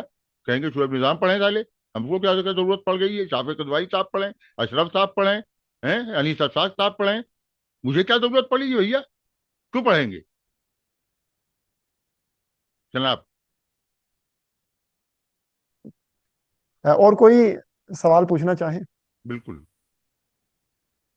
रमन भाई, मैं सर से सवाल तो नहीं पूछूंगा, लेकिन मैं सर का शुक्रिया अदा करना जरूर चाहूंगा जी कि सर वाकई में 2 घंटे का जो ये सफर था, कहीं भी रब्त नहीं टूटा, बहुत महजूज हुए। और मैं आपका जो है तहे दिल से शुक्रिया अदा करना चाहता हूँ सर, मैं और खुद अल्लाह आपको मशहूर हूँ। सलामत रखे सर। मैं खुद मशहूर हूँ जनाब। आप लोगों ने 2 घंटे किए, आप लोगों के। बहुत बहुत आप, महजूज हुए सर, अरे बहुत बहुत अच्छा लगा। बहुत शुक्रिया साहब। मैं तो खुद मशहूर हूँ बहुत। मुझे अंदाजा नहीं था तो, क्योंकि अभी मुझे लगा 1 घंटा हुआ है। और सर मैं वादा करता हूँ, मैं क्लासी की रंग को दोबारा जो है पढ़ूंगा इंशाल्लाह अच्छे से। ये बड़ा बहुत अच्छा, शुक्रिया सर। बहुत नेक काम होगा मियाँ। हम लोग अब सब पढ़े, हमने भी नहीं पढ़ा है उस तरह, पढ़ने की तरह। खुदा करे हम पे। नवाजी, करम हाँ, नवाजी सर। हाँ, हमारे लिए भी दुआ कीजिए कि पढ़ने की तौफीक हो भाई। अल्लाह आपको सलामत रखे सर। शुक्रिया। जी। मैं और बहुत शुक्रगुजार हूँ, बहुत शुक्रगुजार हूँ साहब आपके इदारे का। और आप लोगों तो वो जाहिर है कि बहुत बड़ा काम किया है। कि टैक्स वैक्स वाले पे के लोग कि पता नहीं क्या आना है क्या जाना है, तो मालूम है डेविड केहली हम समझते थे देखते हैं, इतनी गहरी बातें करेंगे इसका तो अंदाजा भी नहीं था मुझे। बहुत मुबारकबाद, बहुत बहुत। जी प्रणाम आदाब सर। आदाब सर। मैं सूर्य हूँ। मैं इरफान सिद्दीकी, जैसे हम आमतौर पे बात करते हैं कि भाई कई शायर जो हैं वो बावजूद उन्हीं के दौर के हैं या उनसे पहले के भी हैं, लेकिन वो विमर्श में ज्यादा हैं। जो मेरी जनरेशन है बिल्कुल नई वाली, जिसको बिल्कुल हम जेनजी बिल्कुल बोल देते हैं, बिल्कुल वो उस तक अच्छे खासे पहुंच गए हैं। लेकिन बिल्कुल इरफान सिद्दीकी उन शायरों में हैं जो जिनका जिक्र उस तरह से नहीं किया जाता आम फहम में, या बिल्कुल जो अ, बिल्कुल लिटरेरी या अदब वाले लोग नहीं हैं, उनसे हट के जो लोग हैं उनमें उनका जिक्र उस तरह से नहीं हो पा रहा है अभी तक भी, बावजूद इसके कि उनकी शायरी अच्छी है, उसमें वो सब नुक्ते भी हैं। इसका आप क्या कारण समझते हैं सर? भाई। जो चीजें पहली सतह पे बहुत अपील करती हैं, जॉन इलिया हैं, आपको बहुत पसंद होंगे, हमको भी पसंद है, ऐसा थोड़ी। मतलब ये कि बहुत से ऐसे शायर हैं जिनकी शायरी आपको पहली सतह पे बहुत मुतासिर करती है, लेकिन बड़ी शायरी पहली सतह पे ही मुतासिर नहीं करती, उसकी कई सतहें होती हैं। वहां तक पहुंचने के लिए आपको क्लासिक पढ़नी पड़ेगी, उसके अलावा कोई रास्ता नहीं है, शॉर्टकट नहीं है। जिंदगी में शॉर्टकट होते भी नहीं है। मतलब ये जिंदगी में भी नहीं होते, अदब में तो बिल्कुल ही नहीं होते, अदब में तो बिल्कुल नहीं होते। आपको इसमें ये कि पढ़ना पड़ेगा भाई। इसके लिए इसमें कुछ निजाम क्या कर लेंगे आपका, या अशरफ साहब क्या कर लेंगे, या प्रोफेसर शाफिक कदवाई क्या कर लेंगे, अनीस अशफाक क्या कर लेंगे, क्या करेंगे भाई? आपको यही कह सकते हैं कि फरहत एहसास साहब क्या करेंगे। मैं तो फरहत एहसास साहब के ऊपर गुफ्तगू करने 2 दिन बाद अपने के रेख्ता जा रहा हूँ अपने, वो क्या नाम है, संजू शराफ ने साहब ने हुक्म दिया है। तो मुझे कि और मनीष साहब उसमें यहाँ से तशरीफ ले जा रहे हैं, बहुत ही शायरी करते हैं, क्या कर सकता हूँ जनाब। मतलब ये कि पढ़ना तो पढ़ना है, और ये कि इसके बारे में कोई शॉर्टकट नहीं होता है। हाँ। सर, ये आप क्लासिकल का सर आपने जिक्र किया, आपने पहले भी फरमाया था कि इरफान सिद्दीकी ने क्लासिक्स बहुत पढ़ी हुई थी, उर्दू भी, फारसी भी, जी संस्कृत भी। जी सर, क्लासिक्स में उनके पसंदीदा शोरा कौन कौन से थे? सर जाहिरा मीर सब ये सब हैं, इनके सर कौन से पसंदीदा रंग थे जो इरफान सिद्दीकी को सबसे ज्यादा पसंद थे? और फारसी का भी बताइएगा सर। देखिए जाहिर है कि ये सारे हाफिज हों, रूमी हों, ये जितने उर्फी हों, बड़े शायर हैं। इर्फ नैयर मसूद साहब के साथ इरफान साहब बैठते थे तो बड़ी शायरी पे गुफ्तगू होती थी, कालिदास पे गुफ्तगू होती थी। ये हमारे बड़े लोग थे। मतलब उसके बाद बौनों की इसमें एक ही कतार लग गई। शोएब निजाम जैसे पता नहीं कितने बौने उगाए हैं, इनका क्या करेंगे आप? अब ये कि ये बड़े लोग थे जिनकी आंखें तो मैंने देखी हैं भाई। मैंने ये कह सकता हूँ कि मैं बड़े लोगों के साथ कुछ पल गुजारे हैं मैंने। अब ये कि नई नस्ल को अब वो लोग नहीं मिलेंगे, तो नई नस्ल का अपना ये है कि छोटे छोटे लोगों से काम चलाएं। अब ये क्या कर सकते हैं? ना शमसुर रहमान फारूकी दोबारा आपको मिलेगा, ना इरफान सिद्दीकी साहब दोबारा आपको मिलेगा, ना नईरा मसूद साहब दोबारा मिलेंगे, ना आपको उसमें लखनऊ में असलम महमूद मिलेंगे। कानपुर में असलम महमूद बहुत अच्छी शायरी कर रही, कितने लोग वाकई है। मतलब ये कि मैं उनको बहुत पसंद करता हूँ, इसलिए क्लासिक उन्होंने पढ़ी बहुत है। कितने लोग वाकिफ है? मतलब आप कानपुर से बाहर हिंदुस्तान में कितने लोग जानते हैं कि कानपुर में बहुत अच्छी शायरी हो रही? मैं मिसाल देता हूँ आपको। तो अब ये हर शायर जाके उसमें ये कि फोन करे आपको कि साहब बहुत अच्छी शायरी मैं कर रहा हूँ, तशरीफ लाइए, किसी दिन सुनाता हूँ आपको। ये तो नहीं होगा ना। जी सर। सर, ये आपने फारसी के हवाले से सर आपने फरमाया, उर्दू में सर उनके पसंदीदा शोरा कौन कौन से अरे सर, मीर थे क्लासिकल में और भाई, उसके बाद वालों में? मीर के बाद मीर, वालों में सर? जी। मुसफी, मुसफी, मुसफी क्या इतने रंग है, इतने शेड है कि मुस्तफी तौजा। अब इसमें हम लोगों ने पढ़ना कब कर दिया है? मीर क्या बहुत, मुसफी का बहुत शेड है। मुसफी के रंग पे हमारे ये अलीगढ़ में प्रोफेसर सिराज अजमली साहब ने एक मजमून लिखा है, क्या शानदार मजमून है भाई। मतलब ये कि मुसफी के शायरी के रंग, और ऐसे इसमें एक ही मज़ामीन जो है हमारे जमाल साहब की शायरी में बहुत अच्छी नजर है, काजी जमाल हुसैन साहब की। और ये कि अफसानों पे इसमें काजी अब्दुल हुसैन साहब की बहुत नजर है। शाफी साहब तो तकरीबन सारी चीजें पढ़ते हैं, और बहुत जिम्मेदारी से पढ़ते हैं, जिम्मेदारी से इसमें के लिखते हैं। मगर अब ये क्या आने वाले दिनों में हम लोग सब चल चलाओ की मंजिल में आपको दूसरा शाफे कदवाई भी नहीं मिलने वाला। नैयर मसूद तो छोड़ी, इरफान से छोड़िए, दूसरा सैयद मोहम्मद अशरफ भी नहीं आएगा, नहीं पैदा होगा। दूसरा तारिक चतारी भी नहीं होगा। क्या करेंगे आप? क्या कर सकते हैं? शोएब निजाम जैसे छोटे छोटे लोगों से काम चलाइए, क्या मसला है भाई? हर नस्ल अपने बाद उम्मीद करती है कि हमसे बेहतर आए, और आएंगे। लेकिन होता क्या है, वक्त रुकता नहीं है। हमारी ये है कि हम मुड़ के पीछे देखते हैं, ये आदत होती है हम सबकी। लेकिन बेटे इसमें एक ये समझते हैं कि नहीं साहब, बाप जो है वो पता नहीं पीछे को मुड़ रहा है, आगे देखना चाहिए, फ्यूचर तो आगे है ना, पीछे कहाँ है। वक्त जो है, वक्त का आपने घोड़ा देखा है, उसका उसके इसमें कि बाल आगे की पकड़ सकते हैं सर के पीछे से, कहा दुम पकड़ लेंगे क्या? लेकिन हम लोग, सबकी मजबूरी है कि हम लोग दुम में लटके रहते हैं। तो ये हमारा मसला है साहब, लेकिन आप अपना मसला मत बनाइए। आप उसको वक्त को आगे से पकड़िए और वक्त के साथ चलिए। हर दौर अपने शायर पैदा करता है, हर दौर अपने नाकिद पैदा करता है। कोई दौर ऐसा नहीं है कि जो अपने नाकिद, अपने शायर नहीं पैदा करता है। ऐसा कोई दौर मुझे कम से कम याद नहीं। युषा भाई। जी सर। सलाम सर, मैं यूशा अब्बास। सर राजा मैं एक सवाल है, एक दूसरा सवाल मैं पहले पूछ लूं। जो आपने फरमाए। कानपुर के किसी शहर का नाम लिया, एक बार फिर से जरूर लिया। मैं क्योंकि कानपुर से ही हूँ, मुझे नहीं पता। कानपुर से? जी, हाँ। तो कौन से किस शहर का नाम लिया आपने? अरे असलम महमूद साहब हैं यहाँ। क्या मतलब ये कि आप कहाँ रहते हैं जनाब? मैं कानपुर में? रहता तो सर कानपुर में हूँ, कानपुर कहाँ? में सर। कहाँ कहाँ? Sir VIP road. तो आप किसी दिन दावत दीजिए भाई, हम लोग चाय पीते हैं। आप क्या और क्या कर सकते हैं?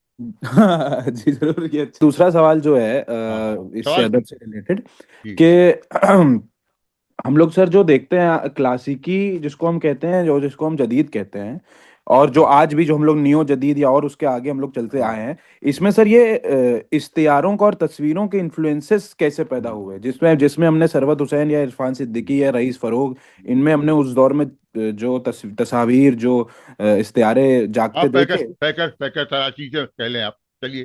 जी। शायद वही कहना चाहते हैं ना आप? क्या सर? पैकर तराची।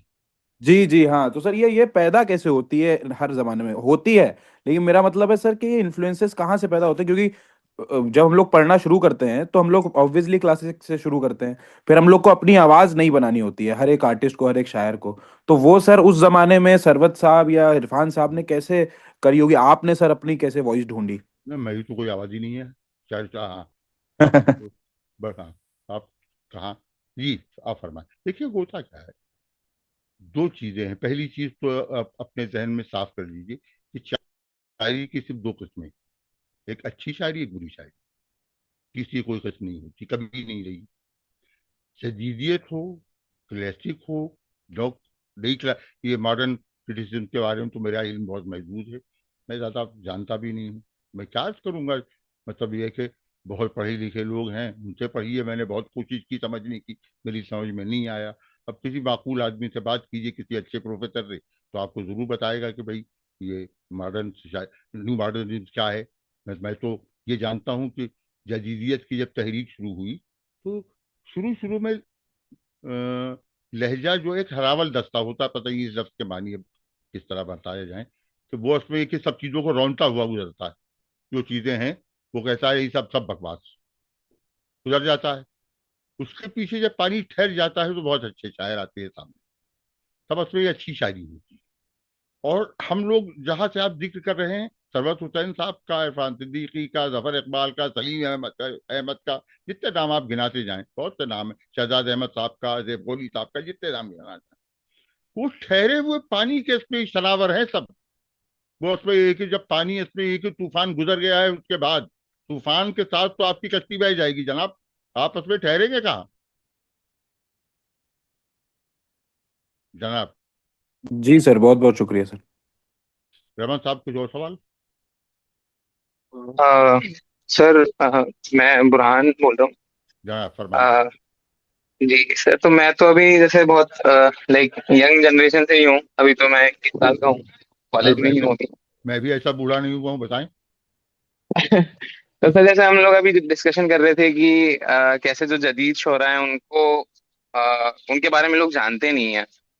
और इसमें मुझे एक लगता है कि एक जो बहुत एक कल्चरल शिफ्ट है, जो मतलब मैं अगर जैसे पढ़ता हूँ तो मुझे ऐसा मालूम होता है कि पहले के जमाने में जो लोगों की वोकेबलरी थी या जो लोगों का एक जबान को लेके जो एटीट्यूड था, वो अब बहुत ज्यादा चेंज हो गया है। कि अब लोग मतलब जबान को उतनी अहमियत नहीं देते हैं, या अच्छे से जैसे सही तरीके से बोलना और वो सब चीजें ना, वो बहुत ज्यादा छूट गई हैं। और जी जी। मतलब मैं ये आपसे ये जानना चाहता हूँ कि इसकी क्या वजह है। कि जैसे मैं भी मैंने ऐसे मतलब गालिब मीर के बारे में पहले मतलब मैं बहुत टाइम से पढ़ रहा हूँ, बट इरफान सिद्दीकी को मैं नहीं मतलब जानता था। मैं अभी रिसेंटली लाइक कुछ महीनों पहले से ही इरफान सिद्दीकी को भी पढ़ना शुरू किया है। तो इसकी क्या वजह है कि ये शायर हम तक पहुंच नहीं पा रहे हैं, या जो ये जो एक कल्चरल नहीं शिफ्ट आ नहीं, गया, इसकी क्या वजह है? आप नहीं, जुमले को इस तरह करिए, आप भी शायरों तक नहीं पहुंच पा रहे, पहला तो ये। हाँ, इसको वही। इस तरह कर ले, ठीक है? हाँ, आपको कोई इतराज ना हो तो, जी जी।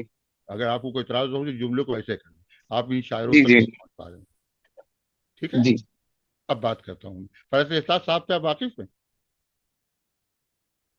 फरहत एहसास साहब से वाकिफ है? सालिम सलीम साहब रेख्ता में, ये दोनों आदमी रेख्ता के मतलब ये कि बुनियाद गुजारों में है फरहत एहसास, आप वाकिफ हैं?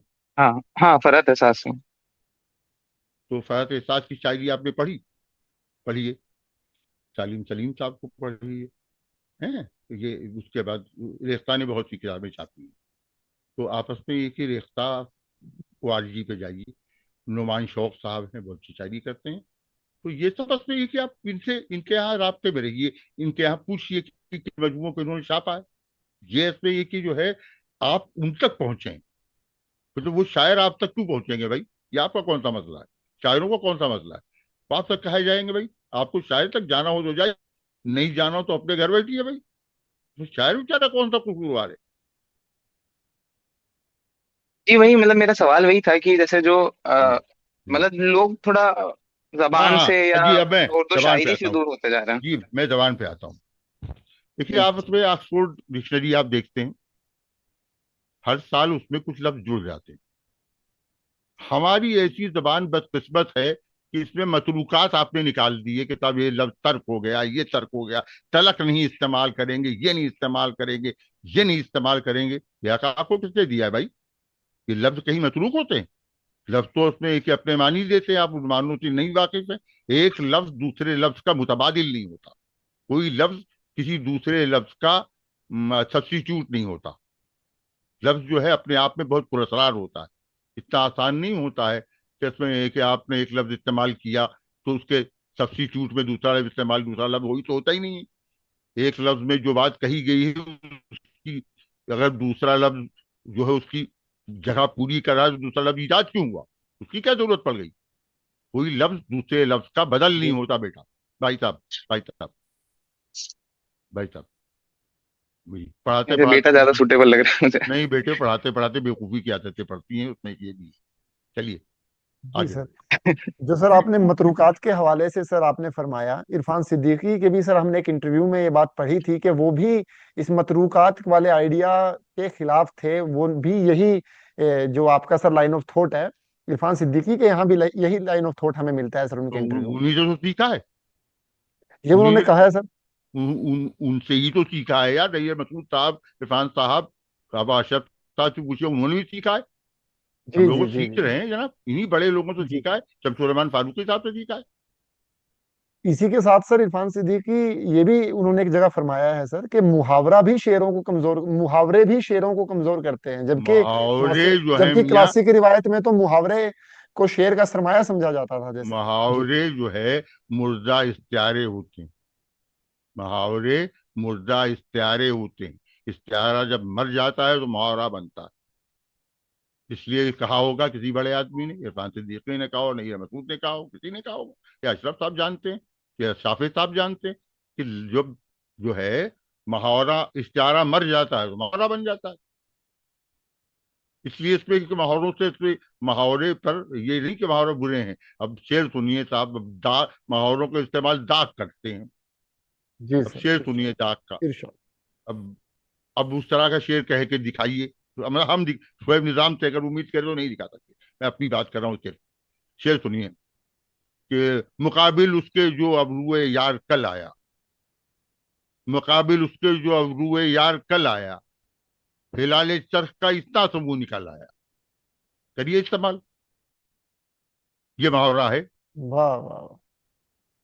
ये मुहावरा है। ये तो जबान पे इतनी कुदरत हो कि भाई, अब वो कह रहा है शायर कि मुकाबिल उसके जो अबरुए यार कल आया, महबूब का अबरू उसको नजर आया, महबूब की भवें नजर आई, तो हिलाले चरख का इतना सा मुंह निकल आया, आसमान पे जो चांद है उसका मुंह इतना छोटा सा निकल आया। फिर सब इसका मुकाबला मैं कहाँ कर सकता हूँ? ये है मुहावरा। जी जी। जैसा जैसे हम आपने भी कहा कि भाई बड़ी शायरी जो है देर से समझ आती है, बात सही भी है। तो हम इरफान सिद्दीकी साहब को पढ़ते हुए एक क्या ऐसी बात जहन में रख, क्योंकि बावजूद उनकी जबान आसान होने के कई शेर समझ नहीं आते हैं, उनमें कोई बड़ी फिक्र पिन्हा है या जो भी बात है, तो आपकी नजर में हम ऐसी क्या एक बात है जो जहन में रखते हुए उनको पढ़ें मैं कि भाई शेर उनके जो अपना पर्सनल उससे रिलेटेड कुछ हम सोचें, या उस जमाने की जो हो रहा था सब उसको ध्यान में रखते। मैं उनकी शायरी से भी मिसाल देता हूँ। ये जी ज्यादा बेहतर तरीका है आपकी बात का जवाब देने का। माइक संभाल। हो चुका जो कुछ वही बारे दिगर करना मुझे, हो चुका जो कुछ वही बारे दिगर करना मुझे, पानियों में रास्ता शोलों में घर करना मुझे।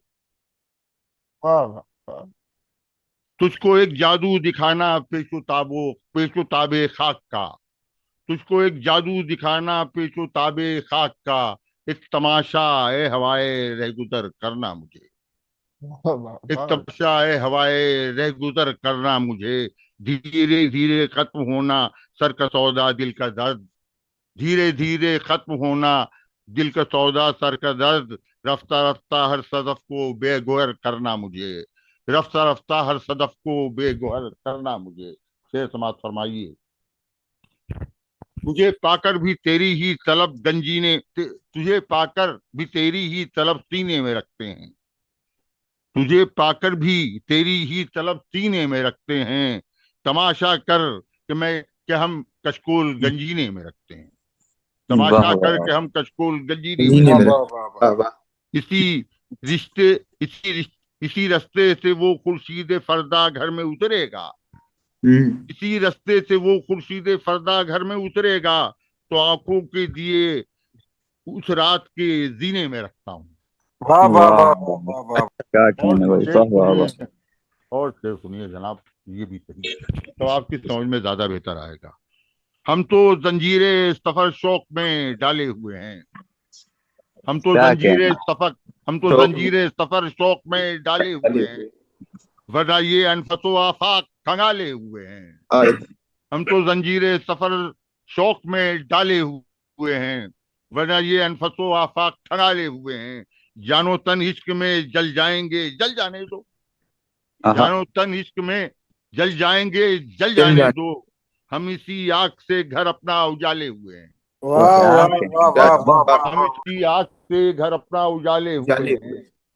कब से मिजगा नहीं खोले मेरे होशियारों ने, कब से मिजगा नहीं खोले मेरे होशियारों ने, इतनी आसानी से तूफान को टाले हुए हैं, क्या इतनी कहना वाह आसानी भाई, से वाह क्या। तूफान को वाह टाले वाह। हुए हैं।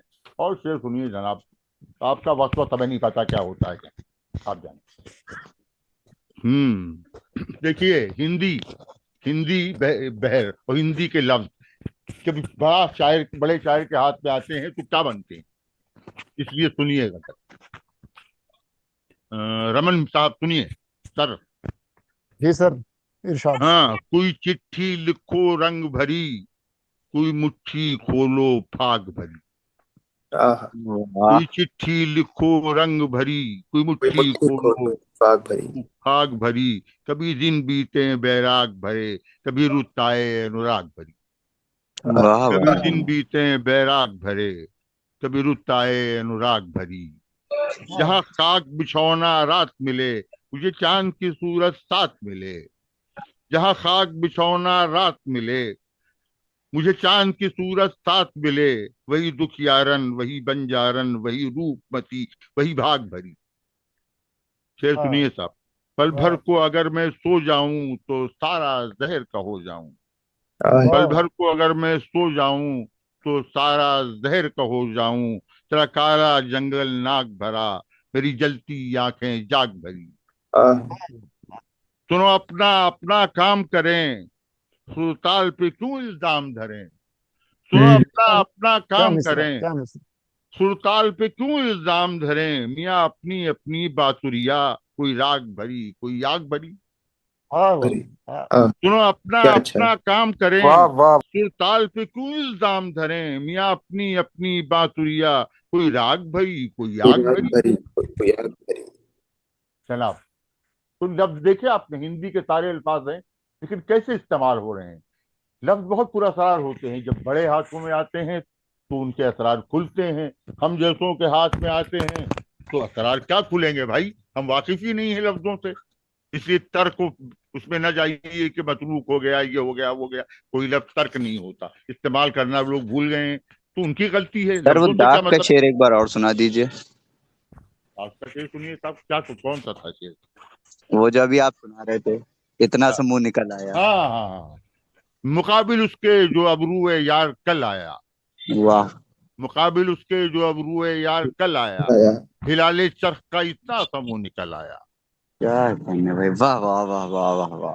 अच्छा सर, ये वाकई जैसे आपने अभी ये गजल सुनाई जिसमें हिंदी वगैरह के कुछ लफ्ज याद थे, ये क्या उस समय कुछ ट्रेंड वगैरह ऐसा चला था कि, क्योंकि हम बिल्कुल नहीं। बाद औक़ात दूसरे शायरों के यहाँ भी देखते हैं कि उन्होंने बीच बीच में प्रयोग करा है जी हिंदी के देखिए, कुछ जी शब्द जी उठा लेने वाला। देखिए, होता क्या था कि इरफान साहब ने, मैंने पहले अर्ज किया था, कालिदास पे काम किया। जी। कालिदास के दो ड्रामों का तर्जुमा किया। तो इन लफ्जों से वो बहुत अच्छी तरह वाकिफ थे, उनके लिए लफ्ज नए नहीं थे। बाकी बहुत लोगों ने शौक में कुछ लफ्ज इस्तेमाल किए हैं, हम उनकी बात नहीं कर रहे हैं, मैं सिर्फ इरफान सिद्दीकी की बात कर रहा हूँ। क्योंकि कालिदास पे उन्होंने कहा कि इसलिए कि मुझे किसी दूसरे के बारे में कोई बात कहने का हक भी नहीं है आज के लिए ना, जब तक मैं वाकिफ ना हूँ उससे। और मेरी बात समझ रहे हैं इरफान साहब? जी मैं सर जी। इरफान साहब के हवाले से अर्ज कर रहा था कुछ जनाब, वो चूंकि कालिदास के ऊपर काम किया था तो हिंदी लफ्जों की मिजाज आशना थे इरफान साहब, ये मसला था इरफान साहब का। तो इसलिए वो लफ्जों के असरार से वाकिफ थे कि इस लफ्ज में दम कितना है।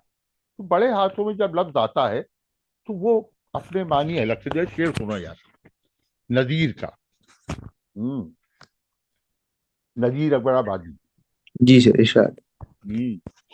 हम्म नजीर अकबर आबादी साहब का शेर है कि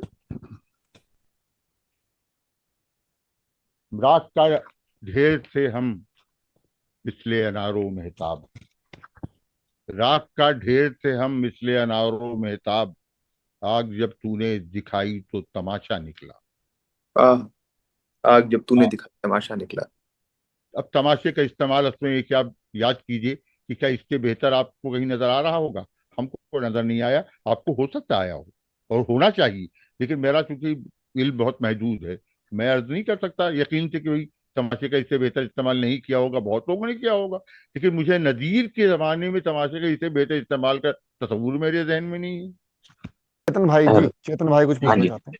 जी जी चेतन साहब फरमाएं। आदाब सर। आजाद आजाद जी जनाब।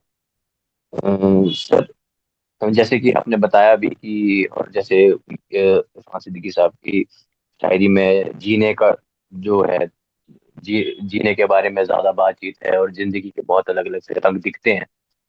तो जैसे आपने काफी समय उनके साथ बिताया भी है, तो उनकी जो एक रोजमर्रा की जो जिंदगी है, जो मसाइल है, हम्म जी देखिए एक होता आम क्या आदमी है, से किस तरह से अलग रहता है उनका। देखिए देखिए हमने तो होता सिर्फ क्या है। क्योंकि सिर्फ देखा ही है या पढ़ा ही है, मतलब किसी भी बड़े शायर के बारे में सिर्फ जो किताबों में जिस तरह से जो भी बताया जाता है, पर अगर आप उनके साथ रहे हैं तो वो क्या डिफरेंस दिखता है आपको उसमें?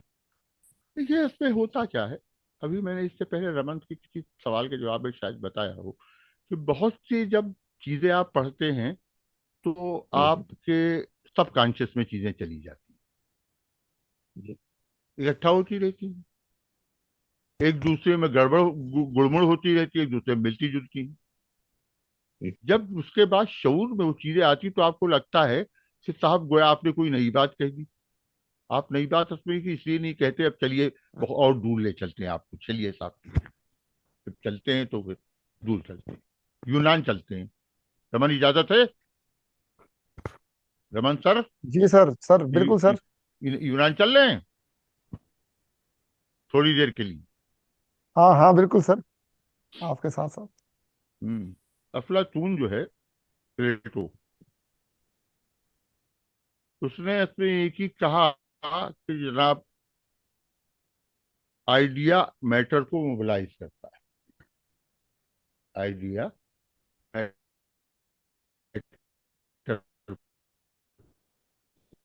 को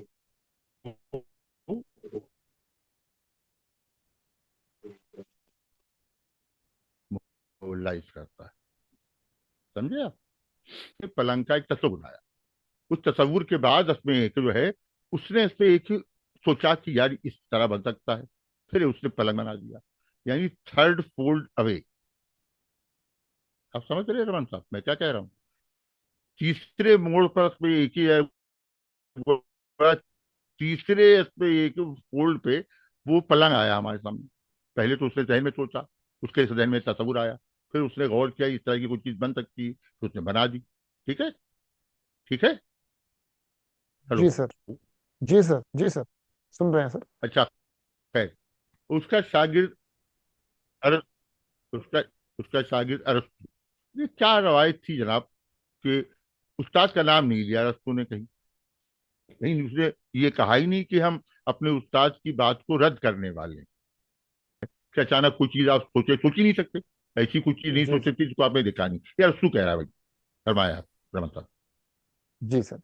सर हम बिल्कुल सर, बहुत हमें सीखने को मिला सर, और बहुत आपकी बातें जी जी। दिलचस्प भी लगी। जी चाहता है कि और बातें करते जाएं, पर वक्त का भी जरा ख्याल है सर। एक सर चलते चलते आखिरी बात जो मेरे जहन में थी सर, वो मैं आपसे पूछ लूं। क्योंकि सर मैंने राजेंद्र मनचंदा बानी को मैंने पहले पढ़ा हुआ था, हरफे मोतबर और उनका वो। हाँ हाँ तो हाँ हाँ, उसके बाद जब, चाबे रंग हाँ, पर, हाँ जी। उसके बाद सर जब मैंने इरफान सिद्दीकी की कैनवस पढ़ी, तो ये तो नहीं कह सकते शेर हम्म, ब शेर तो कोई ना मिलते हों चाहे, पर ऐसा लगा जैसे कि जहनी सफर जो इन दोनों का था, उसमें कुछ हमें जैसे ऐसा लगा कि बार बार कुछ एक बाजगश्त सी महसूस हो रही है। सर इरफान सिद्दीकी सर हर राजेंद्र बड़े मनचंदा शायर पानी की शायरी से सर मुतासिर थे सर, कुछ उनके जहन में ऐसा अभी था सर। मुतासिर थे, जी। अभी मुतासिर थे। अगला पाँव तो, अब शेर सुनिए पानी का, चलिए। ऐ सफे अबरे रवा तेरे बाद, एक घना साया शजर से निकला। और दो शेर सुनिए पानी के। कुछ न कुछ मेरा यहाँ चारों तरफ बिखरा पड़ा है। कुछ न कुछ मेरा यहाँ चारों तरफ बिखरा पड़ा है, फूल से मेहताब तक सब सिलसिला महफूज कर ले। कुछ न कुछ मेरा यहाँ चारों तरफ बिखरा पड़ा है, फूल से मेहताब तक सब सिलसिला महफूज कर ले। इस रवा पानी से एक रिश्ता है मेरी धड़कनों का, इस रवा पानी से एक रिश्ता है मेरी धड़कनों का, इस नदी की रेशमी सी नम सदा महफूज कर ले। एक शेर सुनो यार रमन, इस तरह से शायद किसी ने नहीं कहा कि आता सर, आता। ऐ सात अव्वल के जिया सात फरिश्ते, ऐ सात अव्वल के जिया सात फरिश्ते, रंगों की सवारी के निकलने की खबर दे। तो सूरज के बारे में बात कर रहा है। ऐ सात अव्वल के जिया सात फरिश्ते, रंगों की सवारी के निकलने की खबर दे, दे पहली अज़ां रात के ढलने की खबर दे, इस धुंध स्याही के पिघलने की खबर दे। ये बानी है। वाह, वाह। बड़े शायर एक दूसरे से जरूर मिलते जुलते हैं, वही नजर आएंगे, एक तरह से सोचने वाले लोग नजर आएंगे। क्या मसला है? नहीं नहीं, बिल्कुल मसला कुछ नहीं है सर। मैं तो सिर्फ ये जानना चाह, बल्कि आपकी आवाज कट गई थी सर जहां पे आप ये बात फरमा रहे थे। मैं जो बात पूछ रहा हूँ दोबारा इसलिए पूछ रहा हूँ सर, क्योंकि वहां पे आपकी आवाज कट गई थी। इरफान सिद्दीकी सर, राजेंद्र बानी से आपने कहा कि सब लोग मुतासिर थे, तो मैं इरफान सिद्दीकी के बारे में खुसूसन पूछूंगा सर। वो राजेंद्र मनचंदा बानी की शायरी को कैसे देखते थे सर, बहुत अच्छे अगर देखते आप। थे, लेकिन मुतासिर वो मीर से थे। जी जी। मुतासिर वो मीर से थे। राजेंद्र मनचंदा बानी बहुत अच्छे शायर हैं, मैं खुद उन्हें बहुत पसंद करता हूँ, लेकिन एक दूसरे से मुआवजा नहीं करना चाहिए। बानी जी अपनी जगह, इरफान साहब अपनी जगह, शहरियार साहब अपनी जगह, जफर इकबाल अपनी जगह, शकील जलाली अपनी जगह, नासिर काज़मी अपनी जगह, मोहम्मद अलवी अपनी जगह, फरहत एहसास अपनी जगह है, ये हमारे साहब असलम महमूद अपनी जगह। तो ये तो एक दूसरे का मुआवजा क्यों करेंगे हम? जी फरहत सर। एहसास का अपना रंग है, हम उस प्रति फरहत एहसास से ये उम्मीद तो नहीं करेंगे कि अब इरफान सिद्दीकी बन जाए। जी सर। ठीक है बनता। बिल्कुल सर, बिल्कुल। ठीक है सर, बहुत शुक्रिया सर। इसी के साथ सब दोस्तों ने, हमने भी जिस जिसके मन में जो सवाल आए पूछ लिए आपसे। अब सर कभी और इजाजत आपसे बिल्कुल लेंगे सर। आ, बिल्कुल बिल्कुल रमन साहब, मैं खुद बहुत बहुत शुक्रगुजार हूँ आपका, आपके जीवन का, आपके सारे अरकान का बहुत मशहूर हूँ। आप लोगों ने बड़ा काम कर रहे हैं, और ये कि मेरे लिए जो ताउन मुझसे आप चाहेंगे, हमेशा हाजिर रहे। आपस में एक जो है बहुत बड़ा काम कर रहे हैं। आप लोग अदब को जिंदा रखेंगे, हम आपकी नस्ल से बहुत उम्मीद हमें है। आप लोग पढ़िए और उसमें एक एक चीजें ज्यादा बेहतर तौर पे पढ़िए, हमसे बेहतर होंगे। हम वैशाली नस्ल, अपने हर बाप को खुशी होती कि उसका बेटा उससे बेहतर हो। तो हम, हमारी भी ये ख्वाहिश है कि हमारे बाद की नस्ल हमसे कमजोर तो ना निकले, हमसे बेहतर हो। आप सब में वो इम्कान मौजूद है, आप अपने अंदर झांकिए, अपने इम्कानों को देखिए। बाकी इसमें एक ही, ना शुएब निजाम में कोई खास बात है, ना अशरफ साहब में। हर नस्ल अपने साथ कुछ लोग लाती है, कुछ आते हैं कुछ जाते हैं। ये वक्त का दरिया ऐसे ही बहता रहेगा, ऐसे